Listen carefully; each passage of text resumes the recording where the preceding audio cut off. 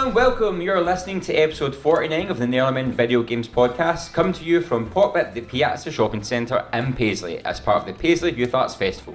It is Sunday, 8th September 2019. I'm Garry Hogg-Simmons, and joining me today is Paul Kaczynski. Hello! And our wonderful live audience. Oh, a wonderful live audience. Excellent. This bodes well.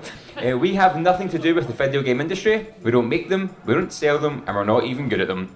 We are the Nearly Men, and at some point you've probably kicked our butts online. Yeehaw!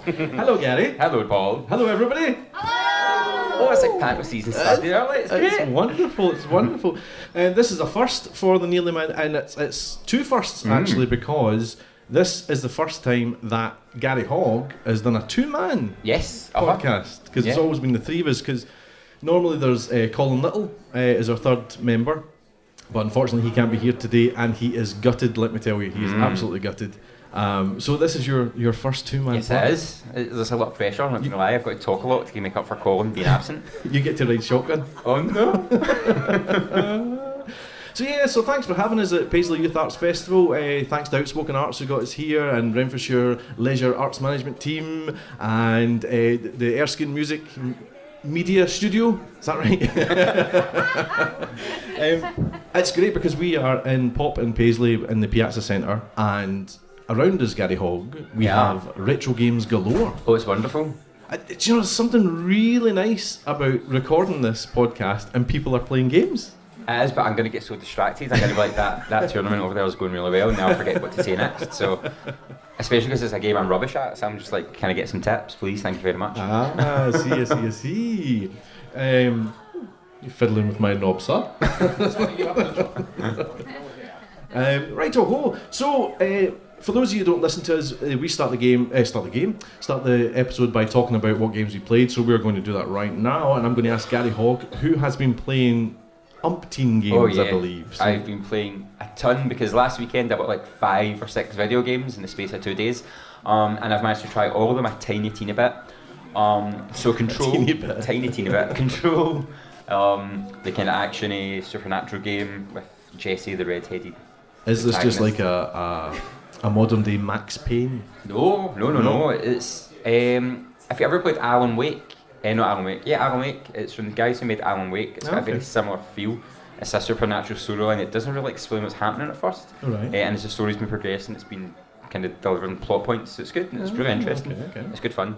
Man of Medan, from the guys who made Until Dawn. Oh yes. I finished that, and I'm on my second playthrough. Very scary. Wait a minute, you finished it with this list of games that I have in front of me. You managed to finish it. It took about 4.5 hours, 5 hours, so I got through that because I wanted to get through that. Oh my gosh. And I streamed it, so you can catch me on stream screaming a lot. It's very good at making you scream, so it was very scary. Astral Chain on the Switch, which is from Platinum Games, who made like Bayonetta and other kind of action-y, adventure-y, beat-em-up games. I'm right in thinking this Astral Chain was the best-selling game of the week, if I'm not mistaken. Was it? And it beat like Man of Medan and Control and all that. That's impressive. It is very good. I've only played the first half hour, but it spares no time in getting to the point of the story. And if in like 3 minutes you're riding a motorbike shooting monsters, and then you're punching monsters in the face, and then suddenly you have a monster. And what is a pet? Yeah, well that's the Astral Chain. So now some games it's like, oh, the Astral Chain is going to take ages to be explained. So this one is like, this is an Astral Chain. There you go. And you're like, cool, thanks. So yeah, it's like a pet that comes out and helps you beat things up. Final Fantasy VIII Remaster on PS4 and the Switch. I bought it twice already, just to play it on the go. I'm not a fan of these remasters. Oh no, I love it. I mean, it's my shiny childhood, but shinier. But is Square Enix just like rehashing every game they've ever made? No, every game just Final Fantasies, but like extra modes and extra beautiful graphics, and that kind of ties in with the nostalgia and retro feel, which we'll come to later. And I know some of our listeners have been playing it as well. Blair Witch. I've not tried that yet. I was about to ask. But I'm hopefully going to stream it this week for the first time in darkness. So Blair Witch is like similar to like Friday the 13th and Dead by Daylight and things like that? No, it's a first-person survival horror puzzle game, and you've got a pet dog, and I'm really hoping the Blair Witch doesn't take my dog. But yeah, so you're like exploring, and you've got to solve puzzles, and I think the Blair Witch, whatever it is after you, and you're trying to escape the woods. So I imagine it's going to be like Slenderman, and we know how I code with Slenderman. But I think it's a little more structured than that. It's not as hectic. But Slenderman is terrifying. Absolutely terrifying. We did it every year. We do the Save Point, which we'll come to later, which is a 24-hour charity marathon. And one year we chose to do horror games. So good. And we played Slenderman. I think at midnight.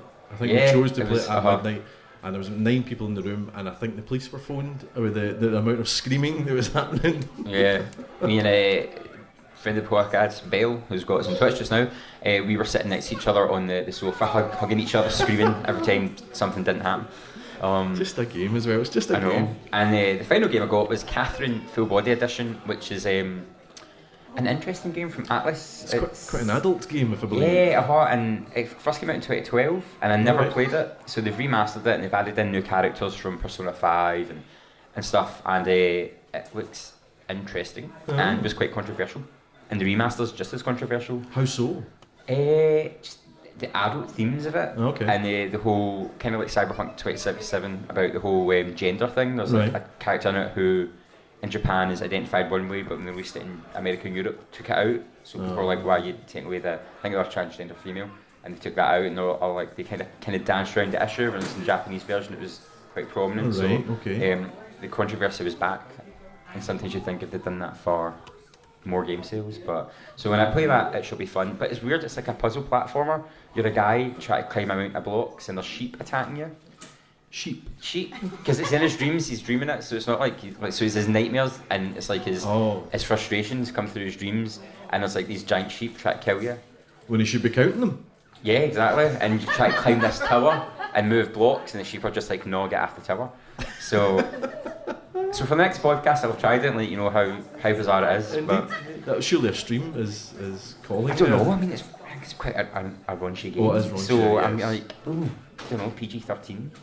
You maybe need to put a disclaimer. Well, you can on Twitch. You can say this is for mature audiences, but I mean, how many times you just click OK, fine when you're 12?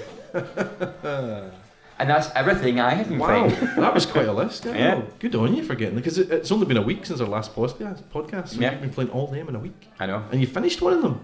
Yes. That's outrageous. Ridiculous. We need to give you more work. What about you? What have you been playing? Well, do you know, pretty much the same as last week. I did delve into EA Access since it's now on the PlayStation 4, and I've been playing Star Wars Battlefront 2, which I played when it was released, and I've played very little. Going back into it now, I can kind of see how little I played because of the rank that I'm. Yeah. And do you know, it's been great fun. They've added so much into it since I think the release November last year, was it? And they've added so much stuff, and there's a lot more clone stuff, a lot more maps, different things like modes, and it's just absolutely beautiful. If anyone plays Star Wars Battlefront 2, it's a beautiful, beautiful game. I was watching you and Colin play it on Twitch, and I actually got it. I got EA Access that night. Oh, did you? Yeah. Oh, you've delved? Yeah, so I got it just so I could play it. So, and the list of games that are good. So I was kind of like, but that means I can join in the Star Wars Battlefront fun. But it looked just like the movies. It's really, really, really high quality. And it's great fun as well. Obviously, because it's a first-person shooter, then there's a lot of very good players. And so it's a hard game to play. Oh, thanks very much. I'm middle table, mate. But it's great fun, and it's Star Wars. So you can't go wrong with Star Wars. Also, part of EA Access as well is Peggle 2, which is this carnival game. You described as a carnival game. That was bang on what it was. And it's just really great fun. It's just a wee time passer. Just throw it on, give it 5 minutes, and that's your away. I've also been playing A Way Out. Last week I'd said I'd download it but not tried it. I did delve into it. Yeah, it's alright. A Way Out is a prison break game where you can co-op play, and it's split screen, and each player sees something different. So I think it'd be much better not couch co-op, because you don't know what the other person's seeing, so you have to report back if you like, and things like that. Whereas with local play, it's you're kind of seeing what's going on anyway, so it takes away the charm of what it is, I think, which is ironic because it is, it was going, we can do couch co-op and things. But it's good fun. I wanted to be more of a game. How far did you get?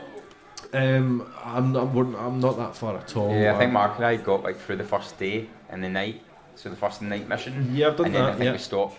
like in the next day section? I would say I've done 2 night missions. All right, cool. cool. It that way. And it's good. I just kind of want it to be more of a game rather than it's verging on a walking simulator. Ooh, fun. Maybe a little bit of a walking simulator. It's not completely, but it is. There's not that much choice or not that much task to do. You know what I mean? Yeah. Yeah, but it's promising. So I'll keep going with it and see what's what. And then of course Twitch sings. Twitch sings. Which if there's any PC players out there, Twitch sings is like a kind of karaoke game, and it's totally free. You play it through Twitch. You can stream straight from it onto Twitch. It's got a huge catalogue, and we get slightly addicted to it. Yeah, I was going to do one song, and then 2.5 hours later, I was still singing Disney songs. It was like midnight. I was like, I just go to bed. I've got work in the morning. But yeah, because it's just been the week, it has been quite a short wee period for me. But I've been cramming in as much games as I can. And I think that the Star Wars Battlefront's taken up a lot of my time. Because you are a Star Wars fan. Well, yeah. And there's 2 coming out this next month. They're on the way. 2? Yeah, they're re-releasing. Oh, okay, right, we'll get to that well, then, yeah. So you're just the Jedi Fallen, yeah. Yeah, is that what it was? I've never played it, so you're getting excited. I was like, this must be good. Oh, well, we'll get to that. But yeah, so that's what I've been playing. We'll tune into the listeners who've got in touch. Jamie Simpson says he's been playing all the games. All the games? He's been sitting with you. He's been playing Judgment, which he says is brilliant. Judgment? I don't know Judgment at all. Me neither. Oh. Plague Tale, which he says he's still loving this. Plague Tale, that's fantastic. You've played it it's an amazing haven't game. you? Yes, I have. I'd highly recommend it. It's very, very good. It's a good storyline. Garry Hogg-Simmons thumb up. Yeah, it's a nearly yes. It's not nearly, it's a nearly yes. He's also been playing Control. Yeah. He has been sitting with you. And he really likes what he's been playing so far. And he's been playing Firewatch on the Switch. Heard good things about Firewatch. I've never played it. I didn't know it was on the Switch. I think it just came out. Oh. Maybe. Yeah, no, I have heard very good things about it. That's almost a walking simulator, isn't it? Yeah. Almost. Good one. Also, we've got James Keenan. He's been in touch. He's been playing Peggle 2, Battlefront 2, courtesy of EA Access. Yeah, he's delved in. He's just been playing with me. So James Simpson's been playing with you. James Keenan's been playing with you. We've also got Craig Brownlee Ems. He says his son Ben has been playing lots of Sonic R recently. I think he's hoping for some multiplayer competition at the event today. Where Ben's over there, isn't he? He's currently playing Rocket League, I think. A game I'm rubbish at. You're not good at Rocket League? Oh no. You've got to have a shot at Rocket League. Oh, it's embarrassing how bad I am. I don't know what's going on. I need to give you a game of that later on. Oh yes. Also in touch is Jason. Jason says he's bought into the founders scheme of Google Stadia. Stadia. I'd say Stadia. Oh, Stadia. I'd say Stadia. And it says released in November, and he's very excited. So this Google Stadia is the streaming thing. Yeah. So there's no console. No, it's essentially a Chromecast with a controller. Is that right? I just don't like it. I like having things, and we know this. I'm a things person. He does like things. Just feel like streaming. I'm just like, it gives me no tangible thing to like look what I've got, or I don't know. I just don't know how I feel about it. Yeah, plus, I still don't think internet's that great for everyone to have a streaming only console. I think you're hard pushed to go and stream in 4K. Yeah. In the current state. But he seems to be all in. Yeah, but I was chatting to him. He's very excited by it, but I'm still not sold. My. Who else have we got together, Garry? Kevin Harvey, he's been playing Control as well. And Man of Medan, so he's been playing my games list. Man of Medan. He enjoyed both. He was disappointed with the end of Man of Medan. Oh yeah? Whereas I quite liked it. And I think the other cut of the game will be interesting to see. A friend of mine, Ryan, who's actually in the audience, he's been playing Overwatch. He introduced me to Overwatch. I thought I was going to be rubbish at it, and actually it was quite fun, so I quite enjoyed playing that. Yes. Another friend of the podcast, Mel, she's been playing Final Fantasy VIII and Crypt of the Necromancer on the Switch. Crypt of the Necromancer? Yeah, it's like I kind of beat things up to the beat of the music. Okay. Yeah, it's good. And Scott McCorkdale has been taking advantage of PS Plus Batman Arkham Knight. So yeah, so quite a varied group of games from the listeners. Did we say that Arkham Knight was the best one? Did you agree with that? I said City was the best. City. And then Arkham Knight, City. and then Asylum, and then Origins. Arkham City was the second one, is that right? Yeah, be Catwoman. Yes. Oh, you like your Catwoman? I do. Yeah. Right, I'm coming to you, people. Hello. Who will I go to first? Oh, that's nice. I'll go over here because I've not seen anyone here. Oh my goodness. Ghastly. You broke it. Let's turn that down a bit. Did he? Right. Okay, let's see here we go. How about yourself, sir? What's your name? Colin. Colin, how you doing? And what games have you been playing recently? Bit of For Honor, bit of Resident Evil. Yes, excellent. And yeah, bit of GTA 5. It's always a classic. What's your favourite Resident Evil? It was Resident Evil 4 until the Resident Evil 2 remake came out, and that was so good. Excellent. You agree with that? Oh yeah. No, I don't think Resident Evil 4 is that. a good Resident Evil. So, because it's not a Resident Evil game in my eyes. Oh, controversial. It was originally supposed to be Devil May Cry, This is true, yes.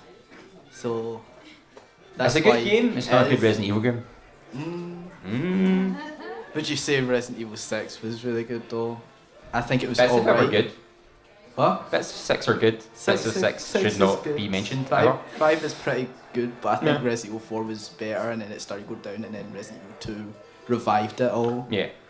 I have to say. Yeah, with 7, Capcom have been good the past 2 years.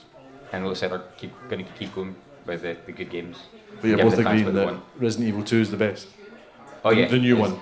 Because Resident Evil 2 original is my favourite. I've never played the original, so I can't say. So, So yeah, You're I as don't old as know. him, that's it. The pace. Let's see, right. Let's see, girls want to speak to me here. Hello, what's your name? Olive. Oh, you're a big boomer, Olive. How you doing? Now, I have to disclose that I know this girl already. What's your relationship to me? Who am I? Daddy. Daddy, yeah. Right now, Olive, what games have you been playing? Mario Kart. Mario Kart. Excellent. What's your favourite character in Mario? Princess Peach. Princess Peach. You been playing any other games? Mario Party.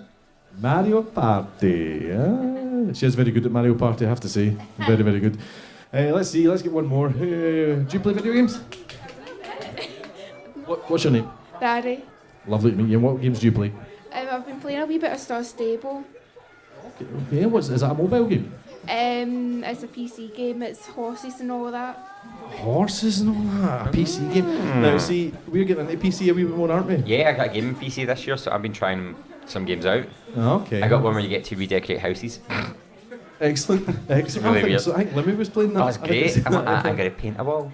So, as horses, and do you kind of manage a stable and thing? Kind of. It's more like you follow quests and all of that, and then you do daily chaos chores and all that. Brilliant, brilliant. It's And good. how many hours a day do you think you play this? An hour. An hour. That's a healthy. That's like, Don't go over that hour. yeah. I like us. Excellent, excellent. Fantastic. Well, do you know, it's always easy to get in touch and let us know what you're playing, and Garry Hogg can let us know. Reaching the Nearly Men is easier than ever. Search for the Nearly Men Video Games podcast on iTunes, Spotify, YouTube, or your preferred podcast player. We stream on Twitch. Follow Colin at Colin_NM. Follow Paul at Paul Kaczynski, all one word. Follow Gary at Blunderboy87. And let's get social on Facebook as The Nearly Men, Twitter and Instagram where we are at Nearly Men, or go old school and email us on info@thenearlymen.com. Need all that again? Links are on our website, thenearlymen.com. So what are you waiting for? What are you waiting for, indeed? And that was Janice. Indeed. That was Janice here doing that voiceover. Hey. So last week we did mention a wee bit about Gamescom and things like that. Yeah. But we were also talking about Cyberpunk 2077. Yeah, 2077 and the controversy. The controversy, which, so since then, I'm a bunch of different groups on Facebook, and there was a big discussion over what the controversy actually was, and members of the LGBT plus community were talking about how it's the way they announced it, or the way that the media's been representing the article, because all the headlines have been the removal of gender choices, which straight away gets some people fired up, and you've got the comments like, oh, I want to be a toaster, and I want to be this and that.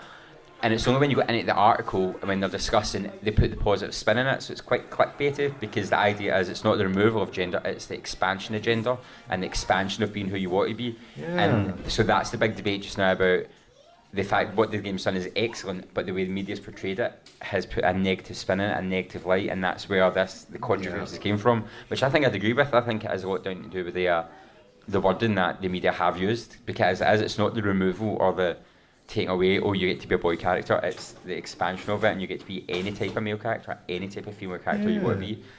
So that's been quite an interesting week, kind of reading up on that and seeing people's comments on it. Also, never going to the comment section of a game article on Facebook. You just want to set the world on fire. You should know that. You should know better than that. I know, but you can't. You just click that. 3,000 comments, and then you're like, ah. 3 hours later, steaming rage. Personally, Facebooking people, really. But so that's the only thing kind of from last time. I don't think I've seen pop up. I don't think, especially your AAA games, just can't get away with not accepting the LGBT plus. It can't be in the position where it's been negative towards it. Yeah, it just won't be allowed to be. No. So as you say, it's just the media kind of jumping on it and making it the bad guy. And give us likes. And there was an interesting comment. Someone was like, "Can't we just leave politics out? Compare games. Who cares what people have in their pants or whatever? Games aren't political." And it's like, games have always been political. If you look at it, and it's. They need to tackle what's going on in the world just now, especially when a game is looking at the future. You can't paint the world as it is just now in the future of a game. So it's interesting. Some people play games for fun, but I think if a game's saying something, it needs to stick to its guns and say what it's trying to say. Yeah. But even more so these days, a game is an art form, very much so. And as Colin said last week, that game is all about body manipulation and augmentation and things. So it's if any game's going to do it, that's the one to do it. Exactly. Excellent. So if you did listen to the episode last week, do get in touch if there's anything to do with Gamescom and all that didgeridoo. And what do you think of the Cyberpunk thing? Is it taking it away? Is it adding it? Let us know. So a wee bit of news then. So there's only one wee thing to talk about, and that is SavePoint. I touched on it briefly earlier. Every year, Neil Men are involved in SavePoint, which is a charity-run event for the Edinburgh Children's Hospital charity. And basically, it's 24 hours of gaming. I don't know why we do it every year. 24 hours of gaming. I've been in 25 this year, possibly. Well, possibly. There may be even more hours of gaming, which good luck with that. So last year the event raised in total £23,000, which is brilliant, and in the past 9 years it's raised £127,000 for the charity, and it's tied to the Royal Hospital of Sick Children. So that's been supporting 110,000 children, just that event, which is fantastic. It's absolutely unbelievable. I mean, I don't know the numbers of who get involved, but it's a fair, you're maybe touching on 50 or so that are publicly involved anyway. So every year we take part. This year is the 10th year that SavePoint's going to happen, so it's SavePoint X. SavePoint X. Roman numeral. And this year is the Nearly Men's 5th year involved. So the first year we did movement V, Nearly Men V. The first year we did movement games, which was the worst decision to do in the world for your first one. How do you top movement games? So we're movement for 24 hours. I don't know how you did that. Neither do we. I can barely move for like 2 hours, never mind 24, and I'm just like, I'm dead.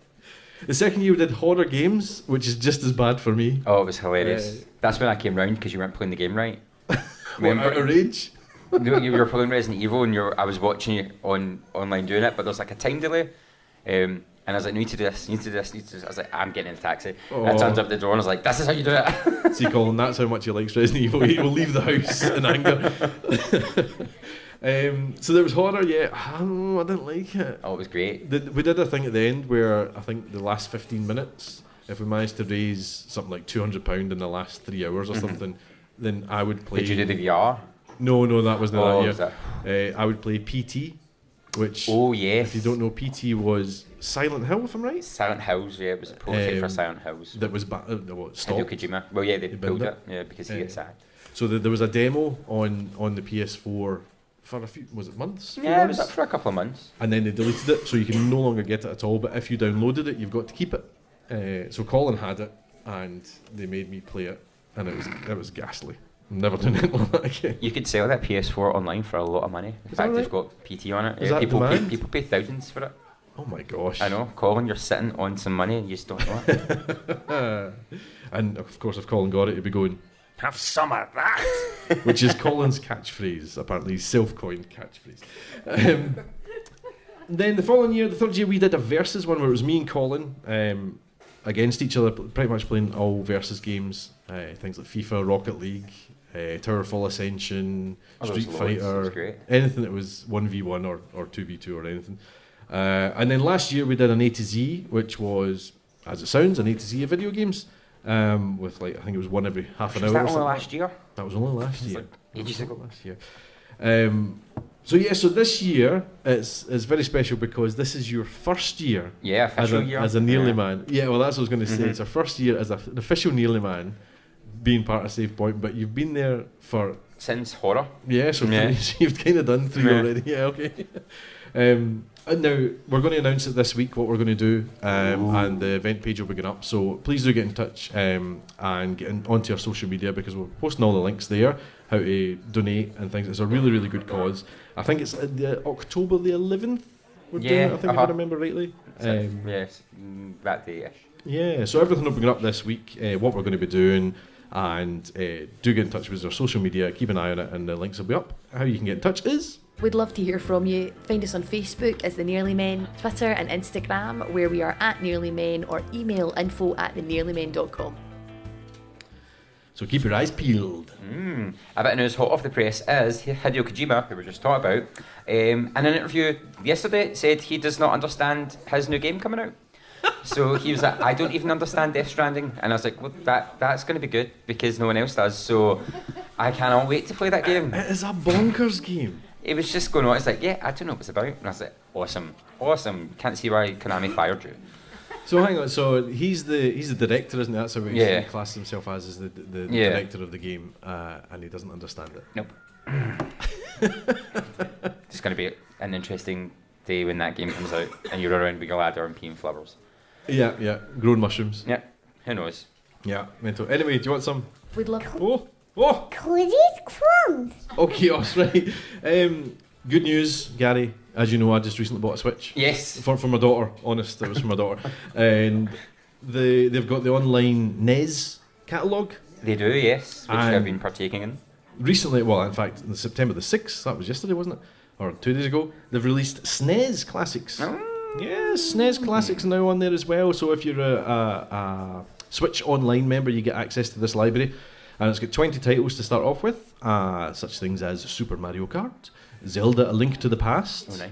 I don't like the Zelda games. I've still not played the new one. Why? Oh, because they're so hard. Yeah, but they get easier. Well, they don't actually. But they're so difficult. They make more sense with future releases. It's not like cut the third bush down for the right and you're going to find a doorway. How are you ever going to find that in a game? A game that big? The 80s were a very different time, I guess, because people were just going around cutting down bushes. Super Metroid's also in there. Star Fox, which I might play. I'm quite excited Star for Fox that. gives me migraines. Oh gosh. And Super Mario World 1 and 2. That's fun. The bad news is, though, there's no longer a monthly schedule release date. All right. They used to release 2, 3 or 4 games every month. That's no longer the case, and you're just going to get it thrown out whenever, basically. Jedi Knight 2, this is what you're talking about? Yes. Jedi Knight 2, Jedi Outcast is going to be released on Switch and PS4 on September the 24th. Oh. I loved Jedi Knight 2. See, in this podcast we always talk about your Nintendo and your Sega and all that, your past retro games, but I didn't grow up with consoles. I grew up with PC and Amiga and things like that. So Jedi Knight 2, I spent a lot of hours on MSN Gaming. Do you remember the Gaming Zone? MSN Gaming Zone. Now you're really showing your age. Yeah, I know. I spent half the audience are like, what? A lot of time playing this. So I'm ecstatic for that to come out. Oh, nice. So Jedi Knight 2 Outcast out on the 24th. Sadly, no multiplayer attached to it though. Will you like it as much then? I mean, I'll enjoy it, but I want it for the multiplayer. I want to play it. But then Jedi Academy is to be released, which was the third one, I think. Jedi Knight 3. It's going to be released in early 2020 and is set to include multiplayer maps. So maybe multiplayer's on its way for all of them. Interesting. So that's Aspire Media are handling the port, who I think have ported. They've done a few, like Call of Duty and things like that, haven't they? So I'm really excited about that. Oh, exciting. Really excited about that. Right now, before we move on, I must speak to Craig, because I forgot to speak to him earlier. Oh no, you're sacked. Craig, where are you? Craig of Erskine Music and Media. Yes, so Erskine Music and Media have very kindly put on the retro gaming today. And Craig, do you want to just tell us what's on offer today? Thanks, Paul. So we've got a few stations up. The first of which, as you come in, is Super Nintendo, which is actually mine. I got off my birthday when I was like, your actual one? My actual SNES, my actual games. I know it's not retro. We've got a PS4 for some Rocket League, and we've got GameCube and Nintendo 64 up here, and we've got an Atari 2600 set up. Which is possibly as old as me. That was my first ever console. That was it. So yeah, me too. But it's been nice that young people can get a shot playing really hard games for the first time. You know, when you really had to justify your parents spending £40 on a game that it takes you 6 months to complete because it's punishingly difficult. So that's been a nice exposure. And if there's one game here today that you could beat anyone at, who would it be? Or what would it be? It's Mario Kart without question. Oh. Unbelievable levels of skill. There's a It's throwdown the there. only thing I'm good at in life. Is it? You know, it's not just the best game, it's my only thing I can point to. Like, I'm good at this. I can sense a challenge coming on. Oh, yeah. I sense a challenge. Well, thanks, Craig. And you're here all day today, isn't it? Yeah, all day today, so pop by. Absolutely, watch the games to be played. Nice one. Thank you, Craig. Thank you. Fantastic. I'm going to hand this mic to Garry Hogg now. Oh no. Just, it's quite liberating being free from behind the desk. It's quite good. I'm not used to this at all. Hey, yeah, Garry. Oh, smashing. Which one will I use? This one? That one? What? Any? Oh, I'm stuck. Yeah. I'll Okay, do that. so now, ladies and gentlemen of the audience, you have a chance to win some prizes. Can I get an ooh? For those of an older age, you may remember the game Play Your Cards Right. Yes. Yes, remember Play Your Cards Right. So what's going to happen is we have a bunch of video games, and our audience members are going to try and guess if the next game in the sequence sold more games or less games. So, and it's units worldwide. Okay. So, for example, if Paul holds up the first game, you're going to see the Grand Theft Auto 5 has worldwide sold 110 million units. Okay, so that's our starting figure, and then we have a bunch of other games. So our participant will come up and they'll try and guess if BioShock Infinite has sold higher or lower, and the audience may help. So do we have any volunteers who would like to come up and try a hand? Colin, excellent, up you come. And what happens if Colin gets it wrong, we'll note down how many he got right, take a seat, and somebody comes up and we keep going. Okay, so Colin, if you come stand here. Now, do you think BioShock Infinite sold more or less than Grand Theft Auto 5? Anyone in the audience want to help him out? What do you think? It's high, it's low, it's high. Less? So do you think it was lower? Would you, so Paul, if you'd reveal, or I would reveal because you have no hands. So BioShock Infinite sold 11 million. Well done. Hey! So you've got one right so far. Okay. Sekiro, Shadows Die Twice, which Colin Little is playing through just now. Have some of that. That is where that came from. Do we think Sekiro sold more or less units worldwide than BioShock? That's one quite tricky. Audience, what do you think? You want to go lower? Okay. Let's see. Oh. Hey! 3.8 million. Excellent. I actually wasn't sure with that one. I was like, I can't remember. And your pronunciation of Sekiro. No, it's Sekiro. That's how I say it. Shut up. Okay, next one, going retro. And interestingly, I was in CE Extra in the corner before I came in, and they have this game for sale in there. Oh, you might get this right then. So, Super Mario World 2, Yoshi's Island. Have I said Yoshi all right for you? Is that Yoshi, not Yoshi? Higher or lower, more or less units sold worldwide than Sekiro. You want to go higher? Ooh, just 5.2 million. That was very close. That's too close for comfort. Big thing, I don't know if it's the right one, but quite big on Game Boy. Game Boy Advance. I had it on my Game Boy Advance. Like small Game Boy, the flip Game Boy, the one where you flip it open. Interesting. You're a connoisseur. It's like a flip phone kind of thing, but it's not. That's the one I had on. Okay, Mario Kart Wii. So not the original, not 64, not whatever the ones else were, but Mario Kart Wii. Do we think it sold more or less units worldwide than Yoshi's Island? Oh, it might. Oh. So we think higher or lower? Higher, I think. Do we think? Audience, what do you think? Yeah, higher. It is... Whoa, much higher, 37 million units sold worldwide, and I think Colin could be right, that is because it came as a starter game. Minecraft, do you a fan of Minecraft? Yes. You love Minecraft. How many hours have you put in Minecraft? Oh, I've lost count. So Minecraft, has it sold higher or lower than 37 million? Higher, I would say, because it's also picking up a lot recently as well. It's actually #1 game right now viewed on Twitch, I think it is. If you were going to guess, how much higher, how many more units would you think? I would say it's like in the 40 to 50 million range. So Minecraft has sold 176 million units worldwide, and in the past month it has sold 30 million units. Yikes. Now, Tomb Raider 2 starring Lara Croft. I think we might know the answer to this one already, but higher or lower? Lower. Yeah, so well done. I know, I think we're going to get through this whole round with just Colin. The Sims, ever played The Sims? No. Never? I've watched it on YouTube, but never. So this might be tricky. So this is the original Sims on the PC, way back when I was like 13. So long ago. We built the Gorbals. We did? We built the Gorbals in The Sims. You get far too excited by that. So, The Sims. More worldwide units than Tomb Raider 2. What do we think? Higher, I think. Higher. Yeah, I think higher.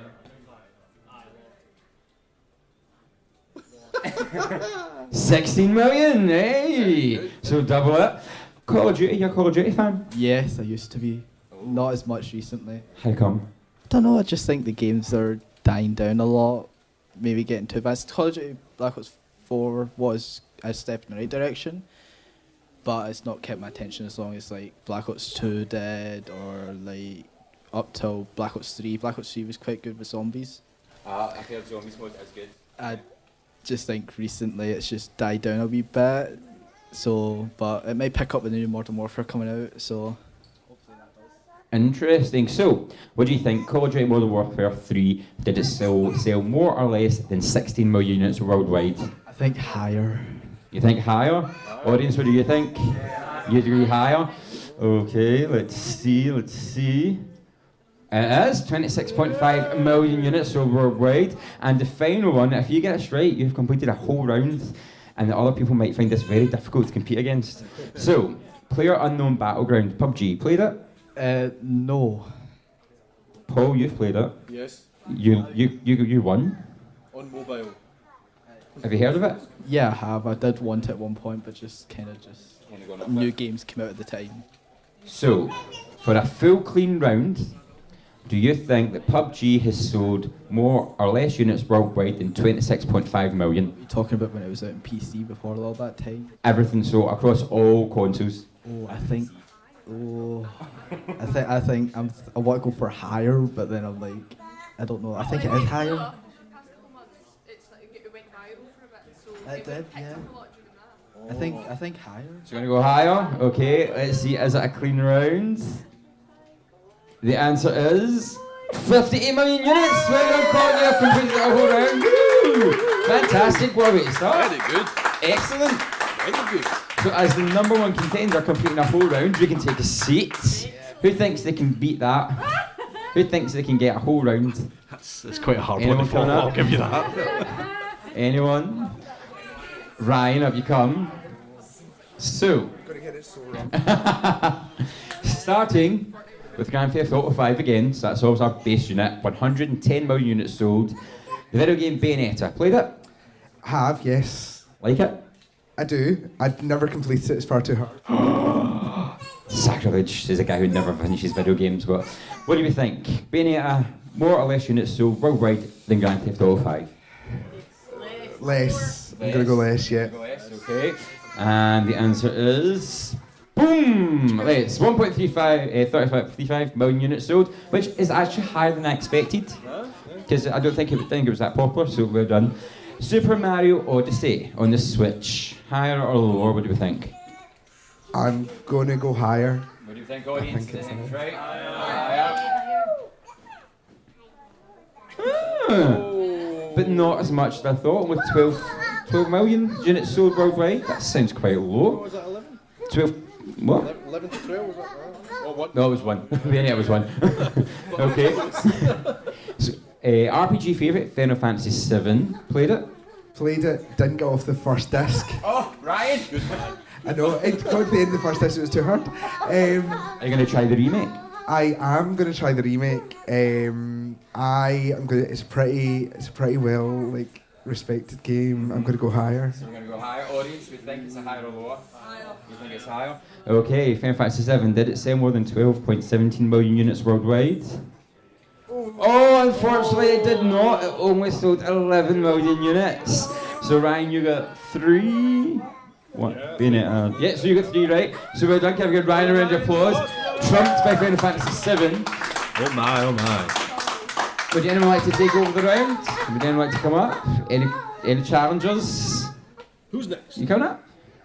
Oh, here we go. So what happened is, if we get to the end of this round, you'll start off the next round, okay? So, Super Mario Brothers, the original on the NES, higher or lower? Oh wait, first of all, what's your name, pal? Lewis. So Lewis, Super Mario Brothers, higher or lower than 11 million? Higher. Higher? Yeah. Definite? That Yep. was very strong. I was very sure. Dun. Whoa! 40 million units sold worldwide, well done. Ever played Super Mario Brothers? Not that one, but I have played some before. You should try it, it's very hard. Although you can skip worlds, which is good. Duke Nukem 3D, do you know who Duke Nukem is? Yes. That's good, I don't feel that old, thankfully. I'm waiting for someone to say no and I'm like, okay. Ever played Duke Nukem 3D? No. No? No. Do you think it sold higher or lower than 40 million units worldwide? Lower. What do you think, audience? Did you agree it's lower?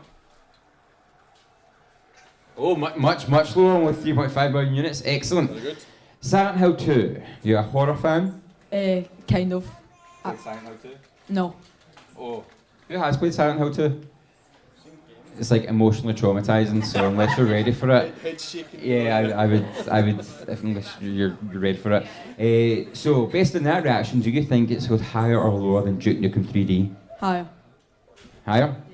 Audience, show help. Higher or lower? I think higher. Silent Hill 2 sold 1 million units worldwide. Audience, you're letting down the bad path. Honestly, but well done, Lewis. Thank you. Give him a round of applause. 3 again. 3 again. Cool. Any other takers? Any more challengers? Here we have another challenger. Approach the stage. What's your name? Ross. Ross. Hello, Ross. What's your favourite console? Xbox. You can go sit back down. So, Silent Hill 2 sold 1 million copies worldwide. Do we think Diablo 3 has sold more or less than that? More. More?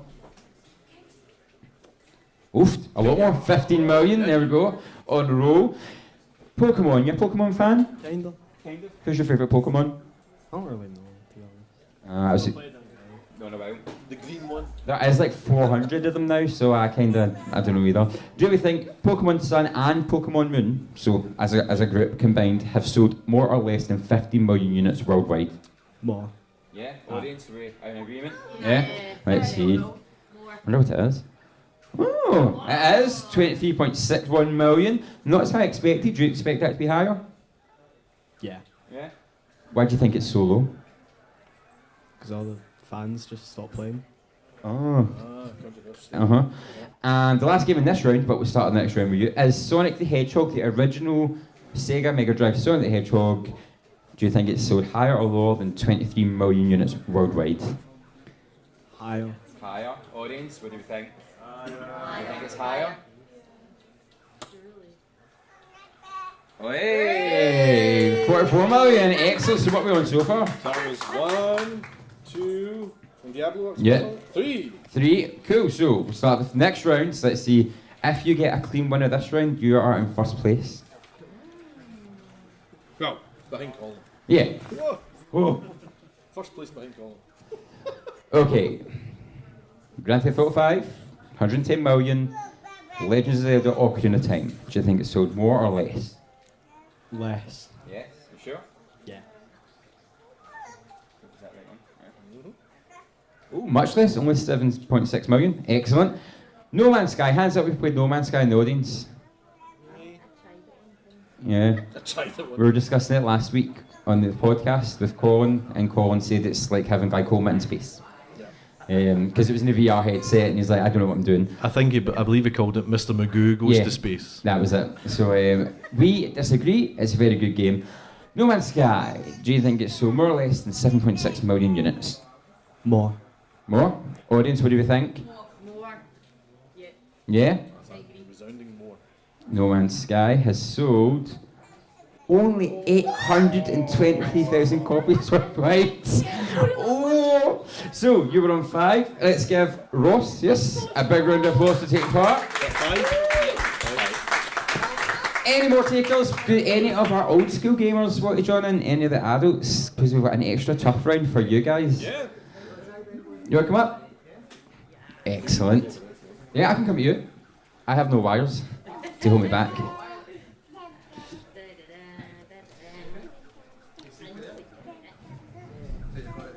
Cool. So, No Man's Sky, it sold 823,000 copies. Worldwide, do we think Super Mario 64 sold more or less? More. More. What do you think? Do you think it sold more? Super Mario 64 has indeed sold 11 million copies worldwide. Excellent, off to a good start. Doom 2016, have you played Doom? Yeah. Did you enjoy it? Yeah. Like King of Monsters? Yeah. So, do you think Doom 2016 sold more or less than Super Mario 64? Less. Less, audience, what do you think? Yeah, we think it's less. So, Doom 2016 sold 3.5 million copies. Excellent. Ah, now Paul, you'll remember this game from your youth. I can make ageist jokes as well. So, Tetris, have you played Tetris? Yeah, but I didn't like it. Didn't like it? Too boring? Yeah. Do you think Tetris has sold more or less units than Doom? Less. Less? See, what audience would you think? Do you think it's more or less? So the audience thinks more. You're going to change your mind, or you're going to stick with what you think? Less. You're going to stick with less? Okay. Tetris has sold... Oh my goodness. Tetris has sold 170 million units worldwide. That is impressive. So thank you for taking part. Can we round of applause? Any more takers? Any more? Well, I think in that case we have a winner. And the winner with a full round is Colin. Up you come, Colin. Give him a round of applause. Now, Colin, you get to choose one of these glorious pop vinyls. What's he going to choose? What's he going to choose? Ooh. The Mortal Kombat. Oh. Gonna go for a katana or a Liu Kang. It's a hard decision, but I think katana. Excellent, well done, thank you. Let's give a round of applause. There will be one more competition later on with some prizes up for grabs. Second place, no? Yes. I forgot about that, yeah. Who's in second place? Ross. Have you come, Ross? You're our second place winner. Have you come? Hello, Ross. So, Ross, you two get to pick one of these pop vinyls. Decision. So you're going for Liu Kang. Oh, Mortal Kombat flying off the shelves. Excellent, fantastic. So later on there will be one more game of play, so we'll see how we're going then. Alright, so we are moving on here to the freebies. Now, last time we just missed the Games with Gold. Oh, we did, if I remember yes. rightly. But we've got them this week, and for the whole month of September, you are getting Hitman, the complete first season on Xbox One. Till the 15th of September, you're getting Earth Defense Force 2025, which is a third-person shooter for Xbox One and 360. And you're also getting Forza Motorsport, the driving game for Xbox One. From the 16th of September to the 30th of September, you are getting Tekken Tag Tournament 2, the fighting game from Xbox One and 360, and you're also getting from 16th of September to the 15th of October, We Were Here, a first-person puzzle for the Xbox One. See the dates? I find it very confusing the way Xbox do this. I do not like this. Stop confusing the world. On the PlayStation Plus, which is much simpler, from the 3rd of September to the 1st of October, you are getting access to Batman Arkham Knight and Darksiders 3. Both fantastic games. Brilliant. So if you're playing those games, do let us know. Get in touch. Here you are. We'd love to hear from you. Find us on Facebook as The Nearly Men, Twitter and Instagram, where we are @NearlyMen, or email info@thenearlymen.com. Lovely. Well, we're very honoured to have a special guest on the podcast this week. Since we're in Paisley doing the Paisley Youth Arts Festival, please welcome to the stage Mr. John Gilbert. Hey guys, how you doing? So, John, you own Comic Crazy, is that right? You own and run? That's correct, yeah. Owner, operator. Brilliant. And let us know where your store is and things. Cool. Well, we've got a store on 45 Old Snedden Street in Paisley. It's only 2 minutes round the corner from the piazza as well, so it's not far. Excellent. And what is your trade? What do you do? So we're a comic book and a board game cafe. So we stock lots of board games, we stock lots of card games, and we stock lots of comic books. We also have a little sort of retro gaming corner as well, where you can come in and play the NES or the Mega Drive as well. And we do lots of food and drinks and stuff. Excellent. Am I right in thinking you used to have older premises and you're now in this lovely big shop? Yeah, so we started off, I originally started with a stall, and I did a couple of conventions. I think the first stall I made like £51, and I thought I was a millionaire, and I was like, yes. So I decided from that success that I was going to open up a stall in the Paisley Centre in the middle floor.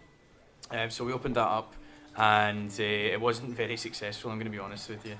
It was really nice and loads of people came to see us, but it wasn't doing very well. So we moved to Wells Street, which was a bigger premises, and we started to build it, and we started incorporating lots of tabletop gaming, because we started off just as a comic shop and we did some merchandise and stuff, which was cool, but it wasn't really going to pay the bills, so we then moved into doing the tabletop gaming stuff. So that then allowed us to move into our new premises, which we've been at for about 18 months.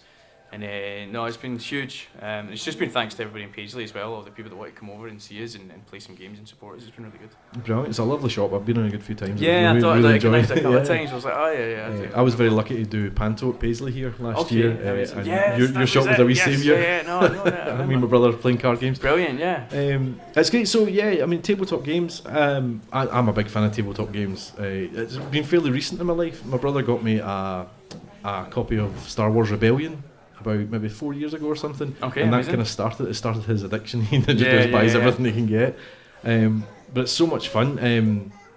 Why don't you tell us, give us a couple of your flagship events? Okay, I know there's a few sure. that you do. So we do quite a lot of different events throughout the week. We have our weekly events, and then we have the occasional monthly event, and we also get to do sort of like regional style events as well. Brilliant. So at the moment, our biggest sort of sellers, if you like, are Pokemon, Magic the Gathering, and Yu-Gi-Oh!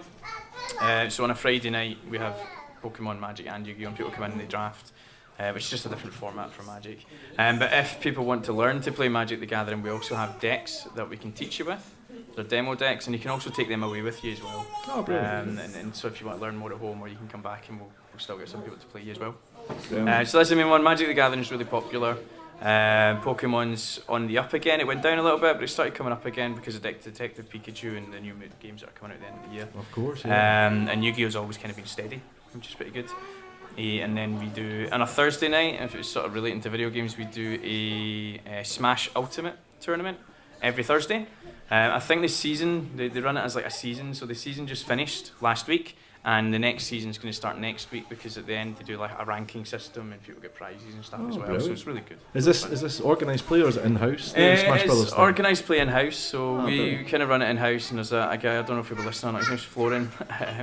He's a French student here, but he's really, really helpful, and he's really involved with the Smash community. Because the Smash community itself is huge in Scotland. I didn't realise it was so big, because there's 2 or 3 different venues now in Glasgow. There's one in Paisley, and if you go over to Dundee, and there's like a community everywhere of these sort of fighting game players and stuff. It's cool. Wow. Are you any good it's at really it? good. I'm rubbish. I get smashed. Talk about smashed. I'm atrocious.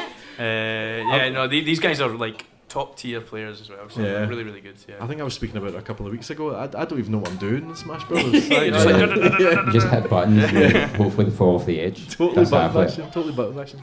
I have to ask you then, what is your favourite tabletop game? I play Magic quite a lot. I play like Commander and stuff, which is quite good. The guys in the shop are like, no you don't, you're rubbish. That's true.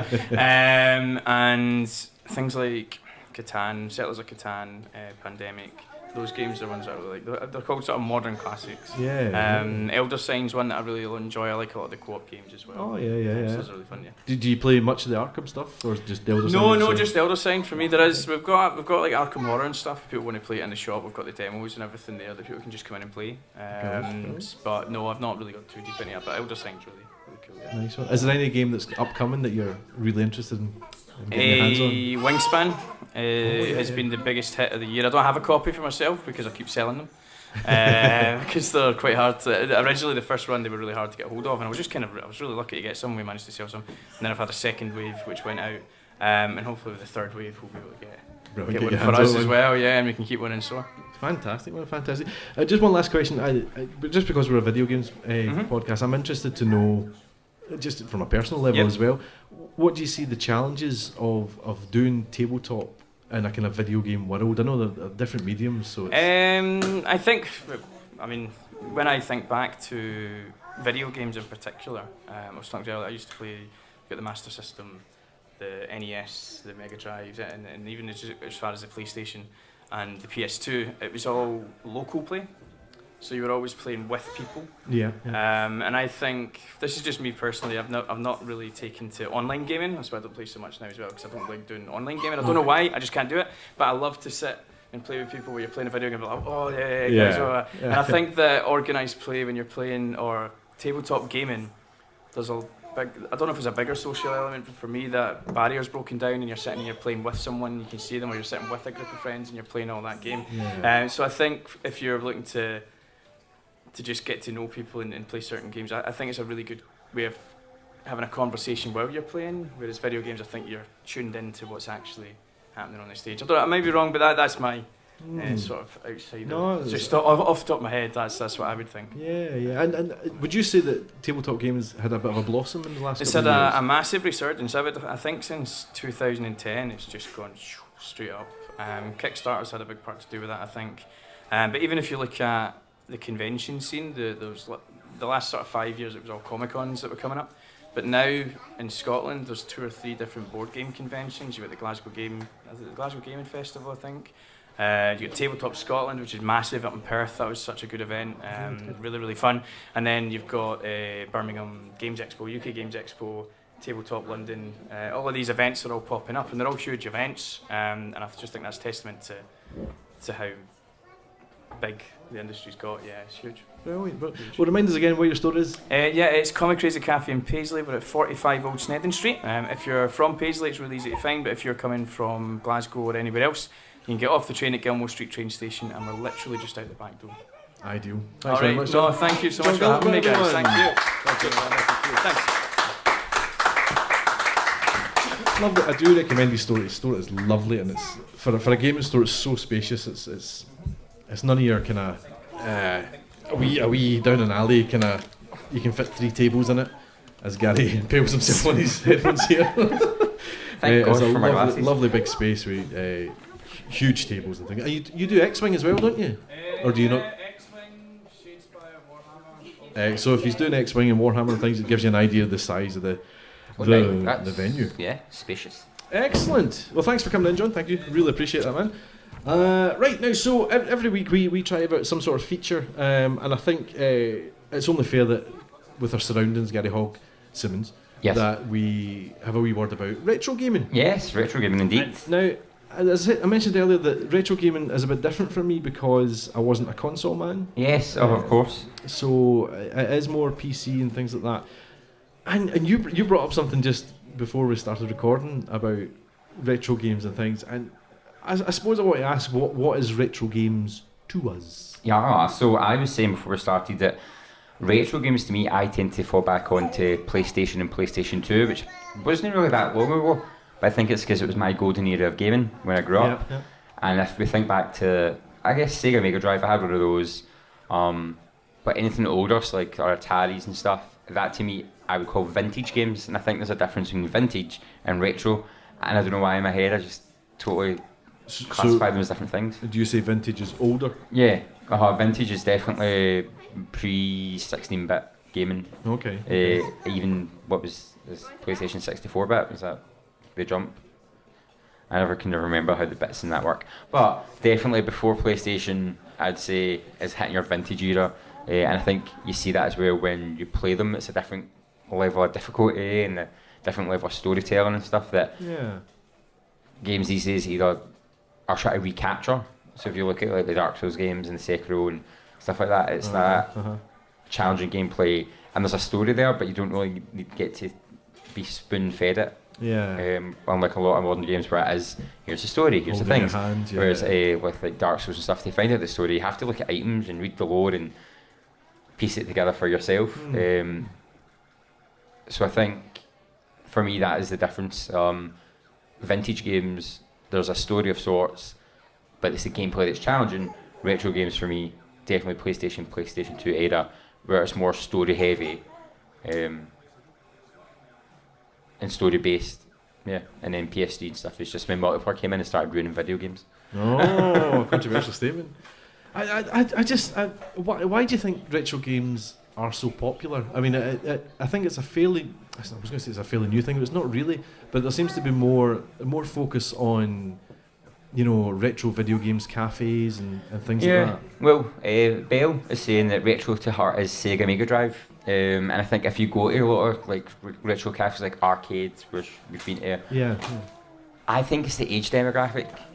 So everyone my age just now has got to the point where they can own a business, right? Or they can afford to do things, and it's harking back for simpler times. Or like John was saying, you're sitting with your pal on the sofa playing the game together, or giving your sister the control pad that's not plugged in and saying she's tails. And it's just a more social aspect to retro video games. And I think a lot of younger people enjoy retro games because it's a challenge. And I feel there's some sort of bragging rights where they can say, "Oh, I managed to beat level 36 of Asteroids," and so, but it's like a one-up mission up over maybe an older sibling or a dad or an uncle, because maybe they've not played video games since the Sega Mega Drive was out. So that's kind of like a bridging gap for generations as well. Because as you know, the older you get and you have kids and stuff, your video games do slip to the side slightly. So I think maybe that's why retro video games are a big push, because it lets people relive their past, and it's just the case that our generation has the money to open places like this. I mean, I think if you were to maybe go back to the 90s, if you look at what was popular then, cafes and bars then, it's probably something that they liked when they were younger. Okay. So that's what it is. You think it's just a time thing that, that you've now grown up, so your interest as a youth is coming out as a business? I think so, So I'm intrigued, what is a retro game to you? What kind of title would be a retro game to you? So the original Tomb Raider, that would be retro. Okay. Graphics wise, control wise, and even storyline wise, the original Tomb Raider had a story, but it was barely there. Mm-hmm. It wasn't until they remade Tomb Raider on the PS3 generation, I kind of went, oh wait, there was a story in the original Tomb Raider. And when you go back and look at it, it is there, but I think when you're younger you either don't pay attention or it wasn't spoon-fed. So I definitely think it's something I have fond memories of playing. And that's why I say in Sega, I had a Sega Mega Drive, so even to go back to that, it's definitely still retro, but virgin and vintage for me because of the difficulty probably. Because vintage things are difficult to do. But yeah, I just think it's something that gives you kind of warmth or nice memories. When you go back, it is fun to play. I think a lot of games maybe these days are a wee bit shallow, or you kind of. Well, that leads me on to another question, which is how much would you say of a retro game is the quality of the game and how good the game is to the nostalgia that it brings with it? I definitely think it's nostalgia goggles. Yeah. Because speaking of Tomb Raider again, I tried to play that and was like, what? How did I get through this when I was little? Because when you play, you think this control is rubbish. But I think it's maybe just like laziness on the gamer's behalf, because control schemes can be quite simplified these days. Right, yeah. So in Tomb Raider, yes, you just have to press jump and then try and go to grab a ledge. But in the new games, she auto grabs. Okay. And also, if the developers have gone back and started reintroducing old control schemes, just the camera's better and the graphics are better. And I think retro games, if I was to go back 10 years and say to somebody, oh, do you want to play my Sega or my PlayStation? They're like, no, the graphics are crap, and what do you want to play that for? whereas now it's like an in thing. Okay, yeah. But I think there definitely is nostalgia goggles. I think if you were to maybe go back and play games you did grow up in, you'd be like, oh, how did I do this? Or this isn't as good as I remember. But for me, the ones that I do go back to regularly, like Resident Evils and PS1, Fear Effect, going back to PS2, the horror games, the Bound Sorts I've mentioned before. It's just, they're good games, they're solid good games that can last over generations. I think that's why it's a popular thing, because it's games that are made to last. It's interesting you say that the different control mechanisms are coming back again. Do you think that follows on from what you're saying about retro cafes and things, that the people that grew up playing these games are now designing these games? Yeah, I think so, possibly. Like when you think developers have gone through all that, and maybe they look and say, gosh, games would really get quite easier for casuals. As you're saying, there's nothing wrong with casual gamers.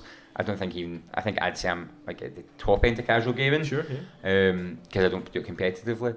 But yeah, I think it is. I think the cycle of developers is people who are harking back to what used to be before. Because if you look at all the indie developers, it's all pixel art and it's all really old school looking because of budget, but also because that's what they liked and they enjoyed. And a lot of them do have modern elements with this old styling. So yeah.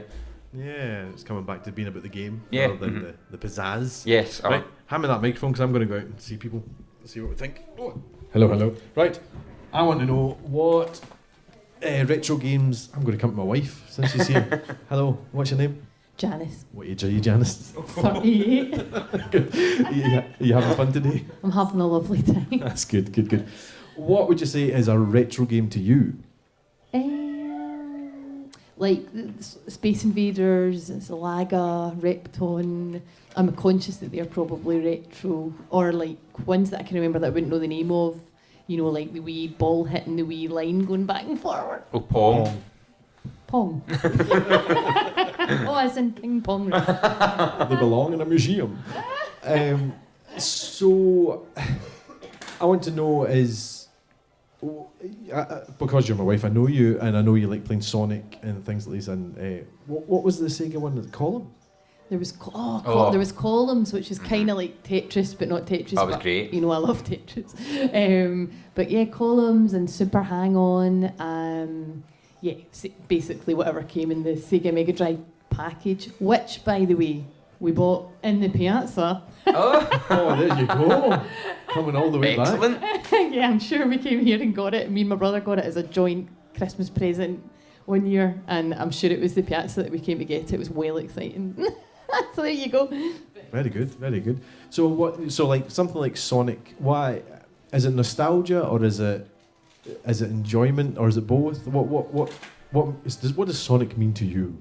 Well, I think a couple of things. One would be the simplicity of those games appeals to me, because when I want to play a game, I want to relax. I don't want to have to think about it too much, and I find like the idea of playing something like FIFA or something difficult, because there seems to me to be so many ways to control and to be able to play it well. Whereas with Sonic, I can just sit and enjoy it and play it, and it's simplistic. So there's that, the familiarity of it also, because that was probably the main period of my life that I played games, video games, and although through you I've kind of got to understand a bit more about the variety of what exists now, I kind of just moved on and into other interests. So I didn't really continue with the interest of gaming beyond having that console and enjoying those games, and then I sort of moved on from it. So for me, it's a bit of it's fun because it's familiar and it's a throwback, and it's easy. Fair play. I like that. Very good. And just because you've probably tried hard to remember, what have you been playing recently? I've been trying a game called A Way Out. Very good. Can you give us an idea of what you have been calling it? I've been calling it Break Free, I Want to Break Free, How to Get Out of Here, Shawshank Redemption. I could not remember what it was called, but A Way Out is what it's called. A Way Out. I'm a prisoner, get me out here. Now I'm going to come over here as well, since I've not spoke to yourself. Give us your name for me. I'm Kate. Hello, Kate. And do you play retro games at all? Yeah, sometimes. What kind of retro games would you play, Kate?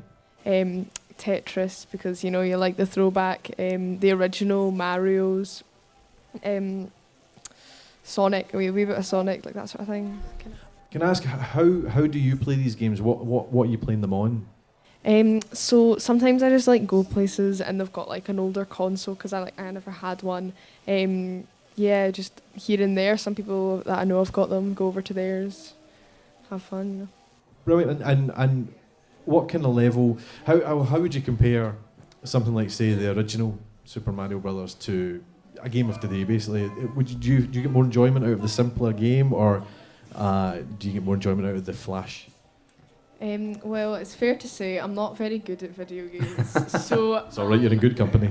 yeah. I think that the more simplistic gameplay is like a lot better. Like, it depends kind of what you're looking for, because if you're wanting like something with a complex storyline and like plot points and all this stuff, like the more complex gameplay, then obviously you're not looking at retro. But sometimes it's just like you can sit there and play a game of Tetris for hours, and it's just moving a block from side to side and hoping that it'll fit in. But you can play it for so long. It's, yeah, I don't know. No, I get what you're saying. It's about the game being good. Mm-hmm. Thank you, Kate. Thank you very much. So I think retro games are here to stay. Wouldn't you agree, Mr. Hogg-Simmons? Oh yes. I think there's a big market for them, and there definitely is a lot of enjoyment had in them. And I think I do think it's a good generational bridge between different age groups. Because as Kate was saying, you've got these places you can go, and so I'm 32 and I can be sitting next to a 16-year-old playing the same game, and then I'd be like, oh, I remember this first came out, and then you start talking, and it's fun, friendly. It's kind of where video games started, and we're returning back to it. If you play it online, then you can get beat by a 6-year-old calling you all sorts of names. Yeah, well, that's good as well, because if you're doing it in person, you just thump them in the face. Excellent, yeah, so do let us know, what does retro games mean to you? Do you prefer retro games to newer games? Is there space for all of them in our lives? Let us know, drop us a line. We'd love to hear from you. Find us on Facebook as The Nearly Men, Twitter and Instagram, where we are @NearlyMen, or email info@thenearlymen.com. Excellent, so let's fire on. We've got a few upcoming releases. I'll just fly through them just now for time. Blasphemous is coming out, which is a platform game for all platforms. That's confusing. That's coming out on the 10th. A lot coming out on the 10th. eFootball, PES 2020. Is that what they're calling PES now? Is that what they're calling eFootball? eFootball. I suppose they might be playing up to the esports thing. Oh, right, yeah. So, of course, that's a sports game for PS4, Xbox One and PC out on the 10th. Greedfall, the action RPG, is coming out PlayStation 4, Xbox One and PC on the 10th. And Mr. Colin Little is excited about this. He's going to be saying, have some of that when it comes out. Oh, yeah, he's going to be having some of that. Hopefully Colin's going to do us a wee review if he can sneak in the time as much play, because that's a big game. It's going to be a huge game. Huge game. Greedfall, I want to say it's a pirate, but it's not really a pirate. I think it's just kind of 17th century. Oh, right. I don't really know much about it, so I'm waiting for Colin to tell me all about it. Do you know what I mean? That's the way to do it. Just tune it in the early man. Exactly. NHL 20, the ice hockey game's coming out on the 10th for PS4 and Xbox One. Borderlands 3, which a lot of people are excited about and a lot of people don't want anything to do with, is coming out on the 13th for PS4, Xbox One and PC. Demon X Machina shooter coming out on Nintendo Switch is coming out on the 13th. NASCAR Heat 4, the racing game for PS4, Xbox One and PCs on the 13th as well. A big one, I know Jason Park listener will be excited about this. The Legend of Zelda Link's Awakening is coming out on the Switch on the 20th. I'm looking forward to that, yes. It's my sister's birthday. I have to decide between a present for her or the game for myself, and I'm like, it's so close. She's only 29, it's something special. You've spoiled it now though. What? Or surprise? Oh, surprise! You've got a game that you can't play. Mario Kart Tour is coming out on mobile. Did you see about this? No. So it's the mobile version of Mario Kart. Where's Craig? Are you onto this, Craig? Yeah. Pre-ordered. I love it. Excellent. That's coming out on the 25th of September, and FIFA 20 is coming out on the 27th. Which you're looking forward to. We disappear into. We're stream like nothing on earth. This one. Oh dear. So yes, that's your upcoming releases. Enjoy them. Moving on, we have our second competition of the day. And for this competition, we need 4 willing participants. And I'll explain the competition first before you volunteer yourself. So, this is called the Nearly Men's Minutes of Madness.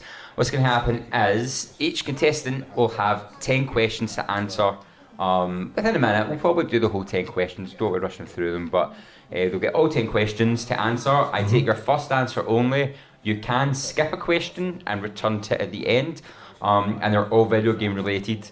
And then the top 2 will go through to a head-to-head where there is a very special first prize to be won, and the runner-up prize as well. So do we have 4 volunteers in the audience who want to prove their gaming knowledge and trivia? Is anybody left? 1. Excellent. 2. Ben as well. 3, 4. Excellent. So, let's see, how shall we do this? Get them in the front there. Yeah, if we bring our 4 volunteers round the front. Dun, dun, dun, dun, dun, dun. Oh, such we should have had some exciting- music or something. Oh, yeah. I can put this on while we're waiting. The element music's not as dramatic. It's like. Bum, bum, bum, bum, bum, bum, bum. Okay. Here they come. The contestants are coming down. Are you going Yeah. home out? Yes, I will. Oh my. Okay, so for this, there are 6 sets of questions, numbered 1 to 6, and you are going to get to choose which numbered set you get. Okay, so it's randomly picked. Who would like to go first? Anyone? You're going to go first? Okay, so which set of questions would you like to be 1 and 6? 4. Number 4. Get a mic on that, man. Get a Okay. mic Oh, wait, 2 seconds. I need more mics.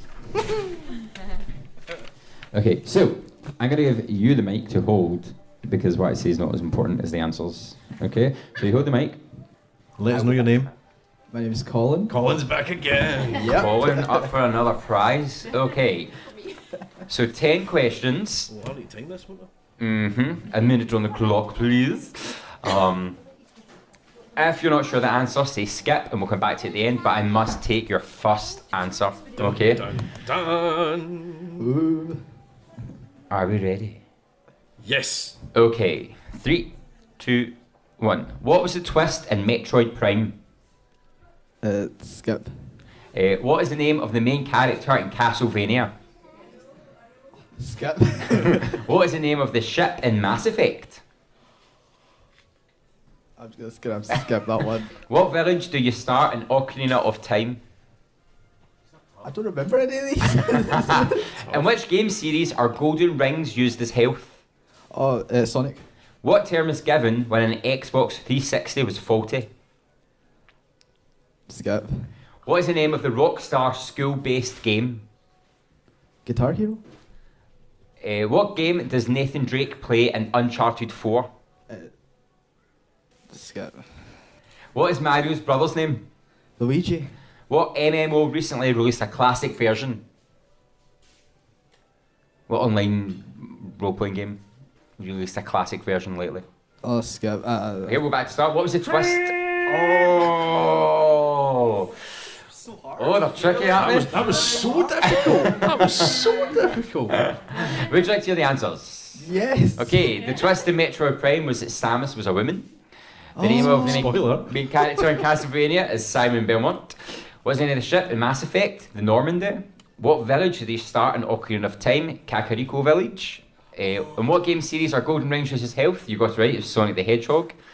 What term is given when an Xbox 360 was faulty? The Red Ring of Death. Oh, I had that. The same. I had that. What is the name of Rockstar's school-based game? It would be Bully or... I don't know why I said Guitar Hero. I was thinking about Rockstar. I was like, actual rock stars. I was like... What game does Nathan Drake play in Uncharted 4? It was Crash Bandicoot. What is Mario's brother's name? Luigi. And World of Warcraft recently released a classic version of his game. So you are sitting at 2, right? Well done, Colin. Well done, Colin. Well done. Okay, well done. Next up. Okay. What's your name? Ben. Ben's back again. Okay. Ben's back. Ben, pick a number between 1 and 6, but not 4. 2. 2. I was looking right at 2. Okay, so if you want to skip, just say skip, okay? And we'll come back to it at the end if we've got time. Are we ready? We're ready. Go. What does the T stand for in T-Virus? Skip. What colour is Pac-Man? Yellow. How many Arkham Batman games are there? Skip. Dr. Robotnik can be found in which game series? Sonic. What is the name of Lara Croft's butler in Tomb Raider 2? Skip. Which video game company's games include Mortal Kombat, Spy Hunter and Rampage? Eternal. Mario first appeared in which classic video game?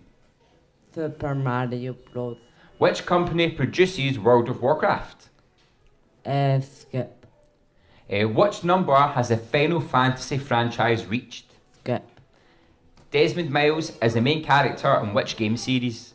Skip. We'll go back to start. What does the T stand for in T-Virus? Take a guess. Skip. That's great. Oh, so close. Also 2 right, so you're still tied for first place. Well done. I'll run through these answers nice and quick. So, the T stands for Tyrant Virus. Pac-Man is yellow. There are 6 games in the Batman Arkham series. 6? Yep. Most people would say 4, but they would forget about Blackgate and the VR game. Oh, the VR, of course, yeah. Dr. Robotnik can be found in Sonic the Hedgehog. Winston is the name of Lara Croft's butler. Midway Games make Mortal Kombat Spy Hunter and Rampage. Mario first appeared in Donkey Kong. World of Warcraft is made by Blizzard. Final Fantasy has reached number 15, and Desmond Miles is the main guy in Assassin's Creed. Well done, Ben. Well done. Okay, who's up next? Lewis is it? Okay, Lewis, you can have 1, 3, 5 or 6. 5. 5. Ooh. Oh man. That's not. Do we have a minute on the clock? We are ready. Excellent. Ready, Liz? Yes. 3, 2, 1, go. And what year was the first Halo game released? Skip. Which console was the first Final Fantasy game released on? Skip. In Overwatch, what was Diva's former profession? Skip. What is the name of the 3 gold triangles in the Legend of Zelda series? Trinity. What are the 4 ghost colours in Pac-Man? Red. Pink. Blue. Skip. How many Resident Evil games were released on the PlayStation, the first PlayStation? 3. What is the name of Mario's dinosaur companion? Yoshi. Who makes the Final Fantasy games? Capcom. Kingdom Hearts features characters from which famous company? Disney. Who are the 4 protagonists? Oh, we'll finish on it. Who are the 4 protagonists of the Darksiders game? Skip. Oh! How do you think you done? Not very well. You're close. So again, two answers right. So that's 3 for first place. We're gonna have to go to a tiebreaker, I think. So the answers: Halo was first released in 2001. The first Final Fantasy game was on the NES. Overwatch, Diva, her former profession, was a professional gamer. The name of the 3 gold triangles was the Triforce. You almost had this one. So the 4 ghosts are red, pink, blue, and orange. So close, so close. There was 5 games released on the PlayStation for Resident Evil, Resident Evil Director's Cut 2, 3, and Gun Survivor. Yoshi is Mario's companion. Square Enix makes Final Fantasy. The Disney characters are in Kingdom Hearts, and the 4 protagonists of Darksiders are the 4 Horsemen. 2 as well, 2. Very good, very good, very good. Which number would you like? What's your name? What's your name again? My name's Craig. Craig. So you've got. He's got age on his side. I know. You have 1, 3, or 6. I'll have 3, please. Come on, Craig. Do it for the old ones. Do we have a minute on the clock? We do. No? 3's not been done. Also, now that I'm taking pelters about my age, not to be a pedant, but Mario didn't actually appear in Donkey Kong, so it's called Jumpman. So I have to strike back just a little bit. He still didn't get it right, so it's fine. Are we ready? Yes, 3, ready, sorry. 2, 1. Which game features the Nameless King as a boss? Skip. Underground, Hot Pursuit, and Most Wanted are installments on which racing game? Need for Speed. What was the first Nintendo system to use optical discs?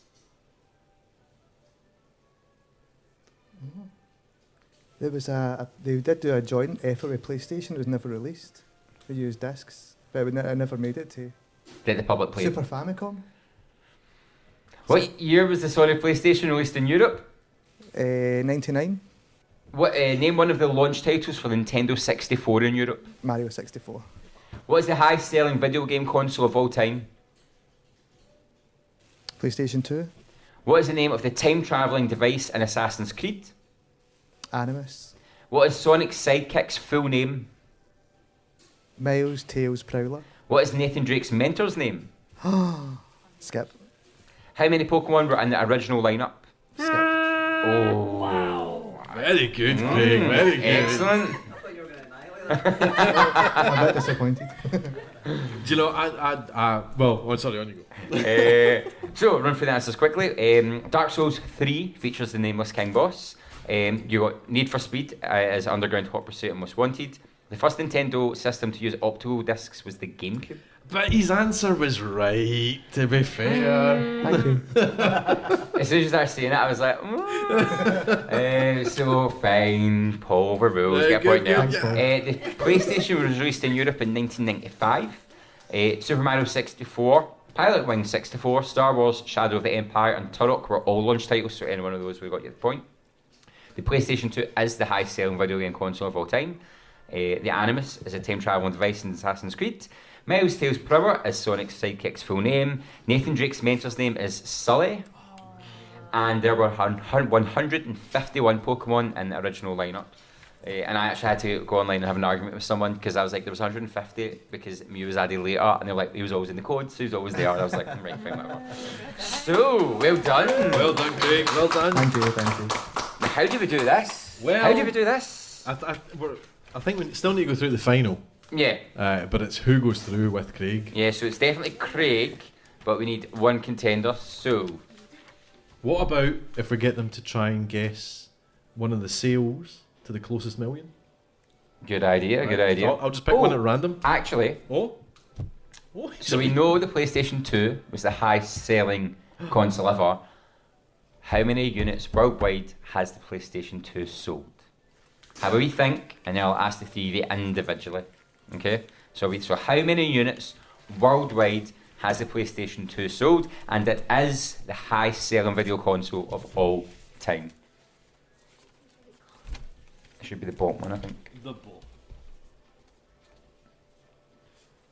Is that it? Cool. Are we ready? Yeah. So, what do you think? I want to go for an absurd number because it's like people bought it mostly for Blu-rays as well. Not Blu-rays, for DVDs. DVDs, yeah. Man knows his stuff. DVDs. So what we're going to go for? I was going to say maybe, I think it's above the millions actually. I think it's something like 1 billion. So you're going to say 1 billion? Units. I would say it's 1 billion units because it was sold everywhere. I don't know, it's probably a bit absurd, actually. Oh, you're going for it? I'm just trying to give you a neutral face. I'm trying not to give it away. Yeah. Great, so Craig says 1 billion. Craig says 1 billion. Colin. What do you think? 900 million. 900 million. 900 million. And Ben, what do we think? 25 million. 25 million. Mr. Kaczynski, would you like to reveal the answer? 159 million. 159 million. For being the highest selling video game console of all time, it's kinda... So that's Ben's closest, isn't he? Yeah, Ben's closest. Ben's closest? Oh, father versus son in the final. Oh, the showdown. Now for this one, boys, you're going to be asked the exact same 10 questions. So we're going to get you to write it down, and then we'll cross-analyse the results. So do we have some paper? Yeah, you gave me paper, didn't you? Yeah. So I think Janice is going to... Brilliant. Yeah. Right, we'll go with this side. Yeah. And there's another pen and paper for... This is exciting. Oh, it is. Oh. So, would you say the questions are of similar difficulty here? Yeah, because they're still part of the pack. So you're going to choose between 1 and 6 for both of you. So what number would you like, 1 or 6? Ben, you can pick. 6. Oh. And I'm not going to time this one because I've got it right. And then, have you looked at the questions for one? I've not. Because Paul's going to try and answer the one next. Okay, so, are we ready? What was the name of the add-on to make the Nintendo 64 control pad vibrate? So what was the name of the add-on to make the Nintendo 64 control pad vibrate?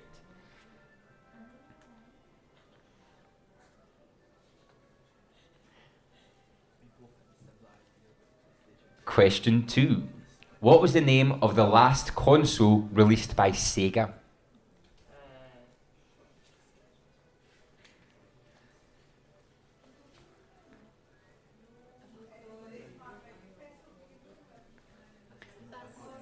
This is thrilling. Oh, it is.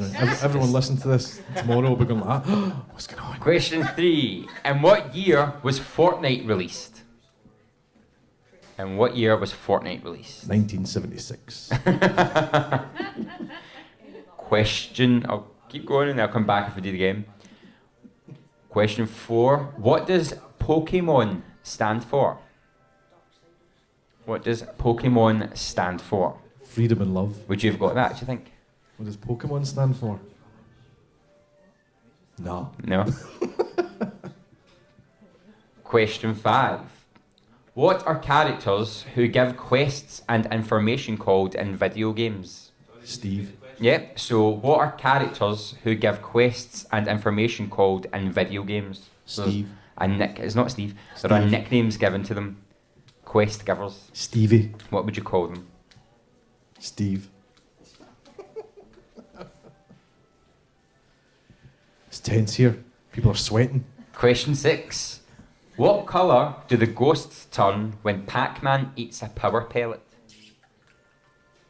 Mauve. Mauve. That well-known Atari colour of mauve. Question 7.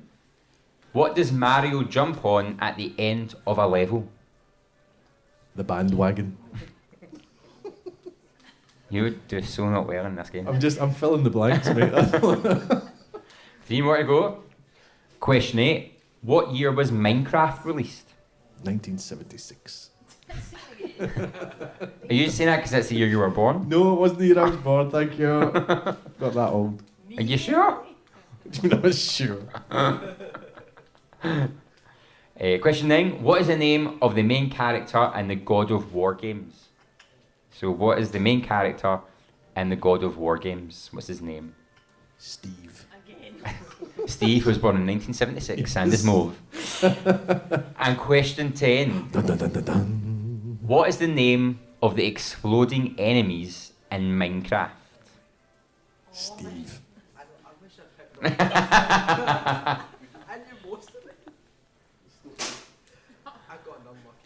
Oh, this is exciting. Craig, how many do you think you've got and right? answers? Comfortably 8. Comfortable 8. You think it's a comfortable 8? And Ben, how many do you think you've got right?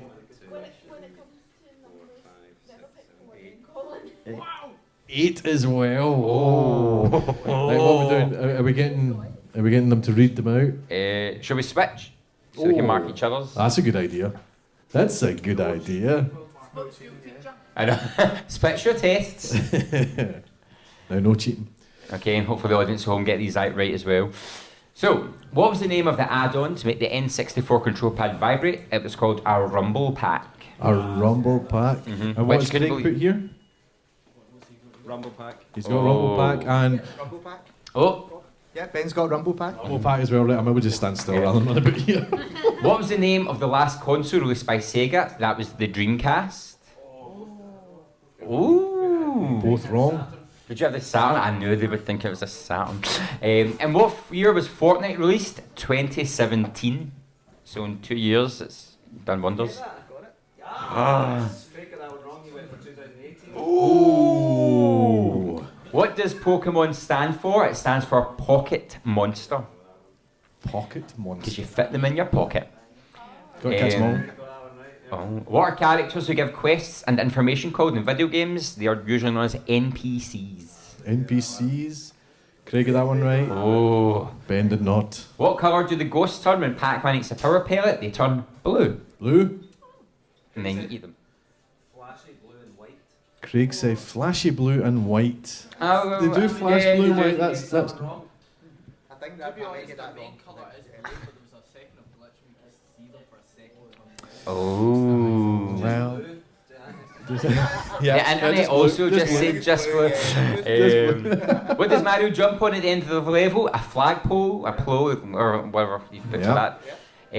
Minecraft was released in 2009. 10 years it's been going. What is the name of the protagonist in the God of War games? Is Kratos or Kratos? Kratos, I'd say, yeah. And what is the name of the exploding enemies in Minecraft? They are affectionately known as creepers. Creepers. And they terrify you and blow your world up, and it's so not fun. Yeah. There's a video on YouTube of just like chaos of people being near creepers in tiny spaces. Yeah, and all it's that. horrible, and they just hear that, and you're like, no, Melissa! Boom, dead. All right, so let's. Have you tallied up the scores? Are we getting? Oh, Gary Hogg, you could release the figures. Yeah. So. So you thought you had 8, Craig? Not now. I no longer think I had 8. Well, yes. Craig thought he did, and Ben, you thought you also had 8 as well. So what are after the a scores? very, very close final round, with 7 out of 10, Dad just beats. Dad wins. Craig is a champion, my friend. Now, Craig, there's a very special prize here because we just get these printed, so these T-shirts hardly exist. But you get a special pop vinyl of Captain Marvel and Chin-Li and a Nearly Man T-shirt. Yay! And Ben, as a runner-up prize, you get to choose. You get to choose one of these pops one up of the here. pops up I here. can bring them over to you. So choices which are one we thinking? Triceratops from Fortnite or Omega from Fortnite. That one. Triceratops. Triceratops. Excellent, there we go. Well done to Beautiful. all Well our done, well done, well done. participants. Fantastic. Oh, so tense. Well done. Now, Paul, you're not off the hook because you now have to do the round that you have not seen. That's my script. So, and you only get a minute as well. Only have it right, okay. Okay. How do you think Paul's going to do? Do you think Paul's going to get 10 out of 10? Yeah, surely. Nah, what do you think? Not a chance. I know What nothing. number are we going for? 9. Oh, Lewis is going to get Lewis thinks you're going to do well. You obviously don't No listen more to than the podcast. 5. Lewis. Okay. So, are we ready, Mr. Kaczynski? Right, okay. Neil Luton. Okay. Ready? Go. Which company makes the Resident Evil games? Capcom. In which year was the Sega Mega Drive released? In Europe. 1995. What does Atari mean? Play. Which year was Minecraft released? That's a repeat. It was 2009, was it? Who stars in the Metal Gear Solid games? Snake. I need a bit more than Snake. Boss Snake? Big Boss Snake? The character Master Hands Big features Boss. in which game series? The Master Hands? Yep. Super Meat Boy? What does PvE mean in gaming activities? Player versus enemy. What colour are Spyro's wings? Spyro's wings The are... dragon. They're purple. What does MMO stand for? Massively multiplayer online. And what game is Black Ops a subtitle for? Call of Duty. Ooh, just. Oh my. You got 4? 4? Does it mean me and you in the final, Craig? So, Capcom, which is Resident Evil, you got that right. That's The Sega 'cause of Mega you. Drive was released in Europe in 1990. What? Yep. Unbelievable. Atari means success. Minecraft released in 2009. Solid Snake stars in the Metal Gear Solid games. Of course. Master Hands features in Smash Brothers. It's the big gloves that batter you about at the end. PvE means player versus environment or engine. Very close. Spyro's wings are orange. MMO stands for Massive Multiplayer Online, and Call of Duty has Black Ops as a subtitle. Oh well. Wowzers! Lots of information and trivia today. That was. I've learned a lot. Have you retained it though? That is the question. That is the question. Oh, speaking of scripts, I don't My goodness, look at the time. I know. Colin Little's even here. I know. For those who don't know, Colin's the one that talks on our podcast. He just talks and talks and talks. And we thought, we might be a bit short because Colin's not with us and we're around. So. Exactly. But no, that's a wrap on this podcast, guys. Today we spoke about and announced the save point, and this week we will be announcing what the theme is. We've had a big discussion in retro gaming, so please share your opinions on what retro gaming means to you. We always love to hear what you're playing next, so get in touch if you buy a new game or you pick up an old game. Today, for those who are left, to win the final pop vinyl, there's going to be a Super Smash Brothers competition. So let's see if it's anybody who's won before wins again. We'd just like to give a big thanks to Renfrewshire Arts team for getting us on board today, Erskine Music and Media Studio for hosting the retro gaming section, Outspoken Arts and all the pop team for the support, and our wonderful audience who have been a pleasure to be recording in front of. Indeed. So it's goodbye from me, goodbye, and it's goodbye from Paul. Goodbye. Woo! Thanks, guys.